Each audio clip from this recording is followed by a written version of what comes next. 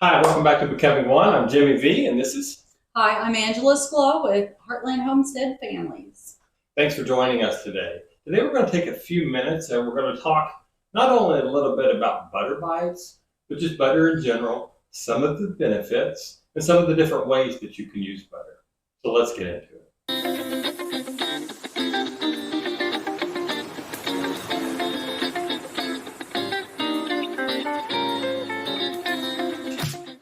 Okay, so let's start out with the first one.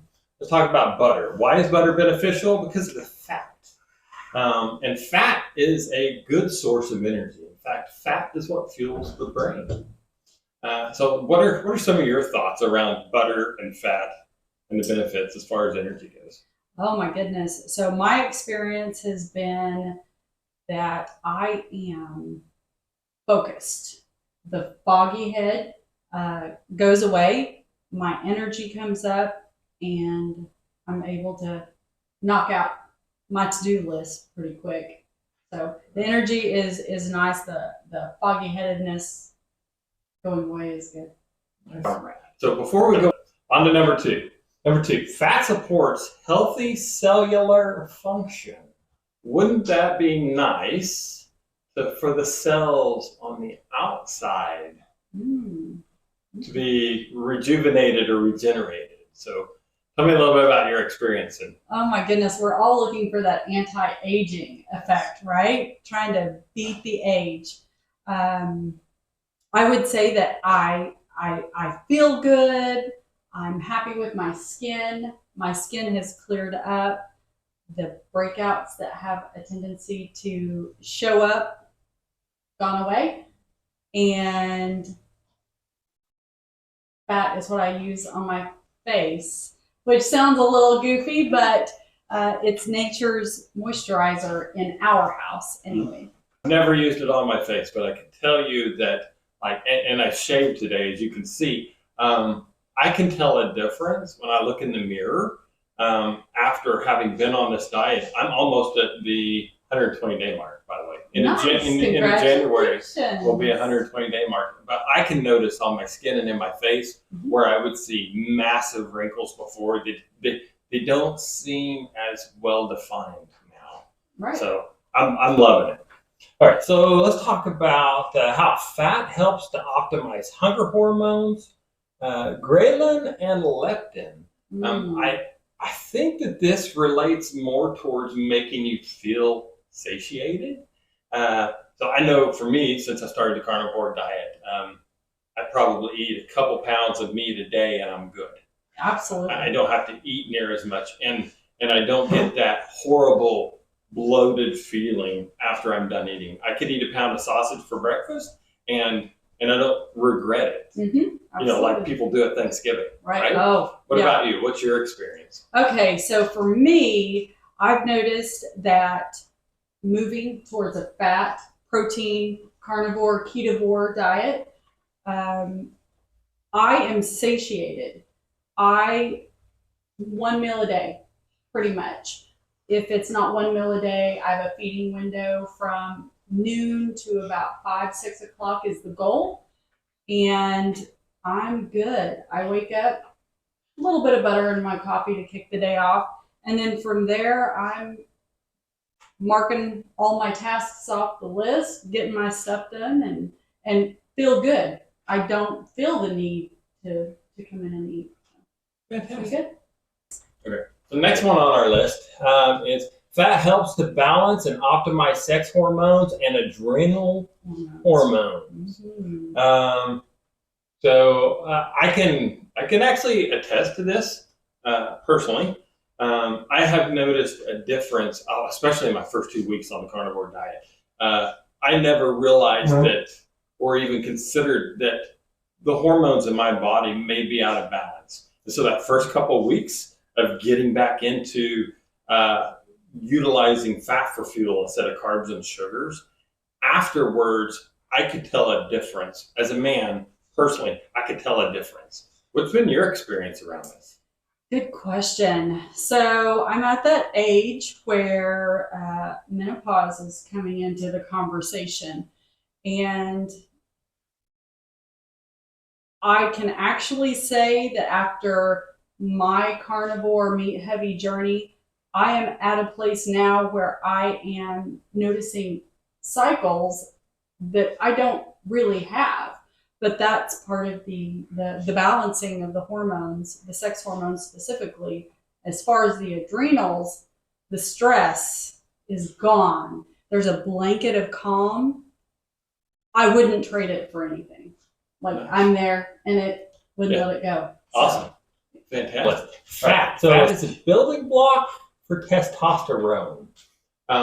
This is very, very true. The more I do some research and look into it, and I see a lot of anecdotal evidence from people who have started on a carnivore diet and gone in and had their testosterone tested later, only to see that their testosterone has been optimized in the body without having to take anything extra to make that happen. It's almost like the carnivore diet puts us on our own regulatory system that should have been there from the beginning that we've got away from. Exactly. I agree. Absolutely. And as a woman, testosterone, sometimes I hear friends, female friends, are leery of testosterone, but women need testosterone just like men do. So I can say that I don't know what I'm going to say. So let me ask you this, and this is kind of off script, but right now the majority of our viewers are men. Okay. Gotcha. Surprisingly. Gotcha. And the ratio right now is about 60-40. Okay.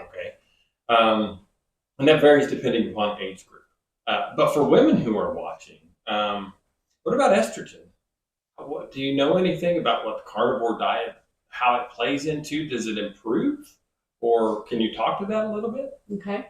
So we were talking earlier about high fat and how it sets the brain into a regulatory state for the entire body, and as those things optimize from your ghrelin, your leptin, your sex hormones, so on and so forth, all of those things are optimized and come back into order metabolically. I know that I have been dysfunctional the majority of my life. So at this point, I have a lot of catching up to do, a lot of corrections to be made on the right track, but I still have a ways to go. But everything now seems to be moving back towards where it should have been. So I'm going to ask you another question off script. Do you have any friends, women friends, who are on the carnivore diet also? And what are some of the reports that you've heard? Good question. So right now, I'm the crazy person in the room. Carnivore is kind of giggled at, and that's okay. I share it with everyone that I know, hoping that I've planted that seed. So unfortunately, I don't have reports from friends or family immediate. I am locked into an online group of like-minded individuals who are on a carnivore ketovore journey, and their stories are remarkable, unbelievable with regards to fertility, with regards to cycle regulation, so on and so forth. So I would strongly recommend people go out and do their research. Yes. It's an amazing place to be in. It is. Fat helps to optimize HGH, which is human growth hormone. Now, I don't know much about HGH. What do you know? So my understanding is with regards to muscle building, human growth hormone. Muscle is going to keep me at my age, away from the nursing home arena 30, 40 years from now. So anything that I can do to hold on to that muscle, or even potentially build new muscle, which I think is even possible at our age. Yes. That's my goal. So. Yes.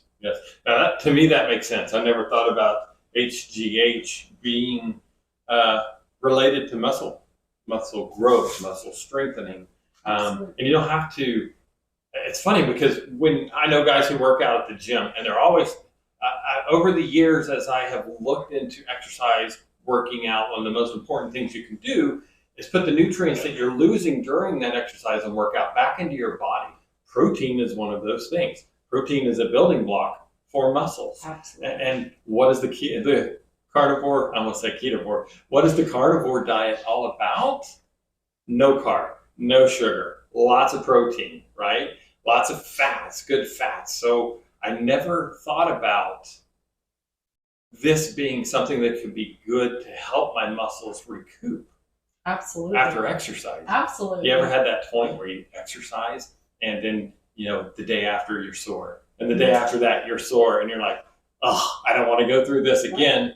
But deep down inside that I got to push through so this doesn't feel like this all the time. Absolutely. That's what carnivore can do for you, right? All right, so butter bites. We've talked about the benefits, and butter bites obviously are made from butter. So let's talk about butter in general. What are some of the things that you do, or what are some of the ways that you use butter? There are a multitude of ways. So one, I always put butter in my coffee. Morning requirement to kick the day off. Another way I might use it, are we talking recipes, or are we talking just In general. In general. Because butter is such a foundational piece of the carnivore diet. Mm-hmm. So I also make a homemade mayonnaise, which would be a butter mayonnaise. I would be able to reduce my seed oils in that arena and then add in that healthy butter fat. If you're interested in learning how to make a butter mayonnaise, drop a comment below and let us know. So other ways I might use butter. On my steak. Who doesn't like a little extra butter on their yummy steak, right? Yes. So that's kind of the extent with which I've used butter. You obviously are using butter more than I do. I use it on my steak. I cook with it. I get it in my eggs. I get it in my coffee. And until butter bites come along, I was seriously considering just eating it off the stick straight. But the butter bites, holy moly, fantastic. If you haven't had butter bites yet, you can check it out right here in this video. Oh, one thing that we spoke about previously is eggs. Mm-hmm. What are you thinking along the lines of eggs? So with eggs and butter, my favorite breakfast egg is a slutty egg. What is a slutty egg? Crazy name. It is a 1-to-1 ratio butter to egg, and it is emulsified in a pan, and it makes the most beautiful scramble-like egg. It's not scrambled, but it's scramble-like. It's emulsified butter and egg in a pan. Yummy. Nice. We'll have to try that one too. We are. And just so you'll know, stay tuned, because in our upcoming content, we'll be showing you how to make slutty eggs. So until the next time, I'm Jimmy V, and this is Angie, and we're signing off.